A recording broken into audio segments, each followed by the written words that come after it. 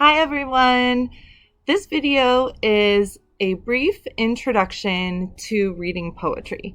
And in the next couple minutes, I'm going to discuss with you a framework for how to read poetry and how to read it effectively. In my experience teaching literature, I find that some students just love poetry. They get to a poem and it feels like an entire world is opening up for them. Other students seem to struggle with poetry. They see all these words on a page and they try to make sense of them, but the meaning feels incomprehensible. I've been there myself multiple times, just staring at a poem, thinking everybody else is so much smarter than I am because they get it, but I didn't. But I'm also the kind of person who likes a challenge.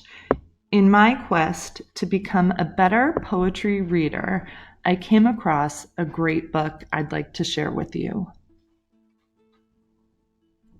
It's called How to Read a Poem by Molly Peacock. We will be using her 3 systems approach to analyzing poetry, looking at the line, the stanza, and the image. I add a 4th category, voice. The first system of the poem is the line. Lines make the music of the poem. Lines contain every aspect of sound, from how words sound alike and different to how they reflect emotions. When we talk about the sound of the poem, we talk about things like rhythm and rhyme, flow, harsh sounds and soft sounds. We talk about tempo and beat. The line's music gives us our instinctive understanding of a poem, even when we can't articulate it. The second system of a poem is the stanza, and stanzas are made of sentences.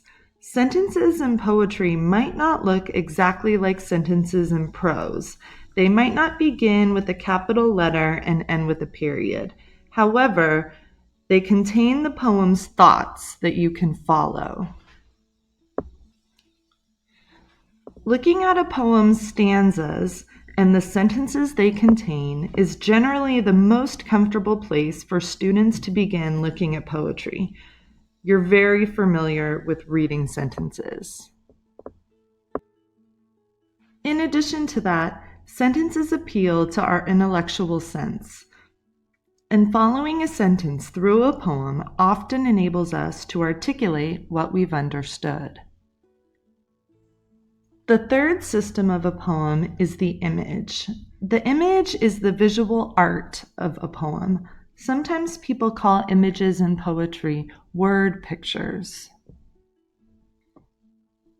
You might have had the experience where you're reading a poem and the poet paints an image that you can just visualize in your mind. When we talk about imagery, we talk about things like direct imagery. We also talk about metaphors and other types of comparisons. We talk about word choice and specific language that gives a visual sense. When you're at a loss to understand a poem, following the images, which usually means tracking the nouns, often brings you a clarity that you can use to make sense of the rest of the poem. To Peacock's 3 systems of the poem, I add a 4th category, voice. Voice synthesizes the 3 systems and allows readers to experience the unity of a poem.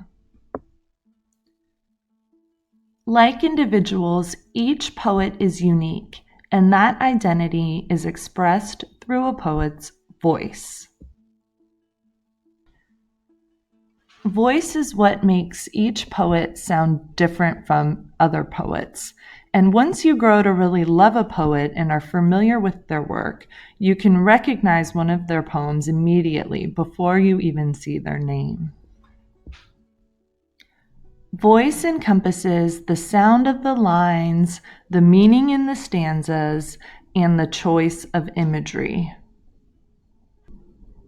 Regardless of which particular aspect of the poem you're looking at, I encourage students to consider one question.